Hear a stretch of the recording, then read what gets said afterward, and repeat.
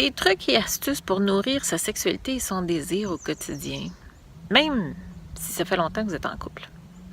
Ça, c'est une question qui m'est posée très souvent, régulièrement. C'est pas une question simple à répondre en une phrase ou en une question. Il y a plusieurs choses à observer, il y a plusieurs questions à se poser, dépendamment où est-ce que vous en êtes, dépendamment de la complicité que vous avez avec votre partenaire, l'intimité qui a été développée, le respect qui est présent, votre niveau d'abandon, de lâcher prise, est-ce que vous êtes dans le contrôle? Parfois, on est dans le contrôle puis on ne s'en rend pas compte du tout. Il y a beaucoup de prise de conscience à faire. Pour ce faire, je vous souhaite définitivement de faire l'exercice des 7 accès au plaisir. C'est la base. C'est la base. Je ne les ai pas mis ici. Je les ai mis dans l'autre à gauche. C'est un incontournable pour prendre des prises de conscience, savoir où on en est, point 1. Ensuite, tout ce que vous voulez faire, vous pouvez permettre... excusez-moi. Vous pouvez vous permettre de le faire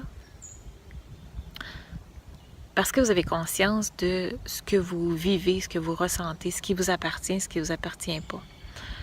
En faisant ces exercices-là, on prend conscience qu'on est 100% responsable de notre plaisir.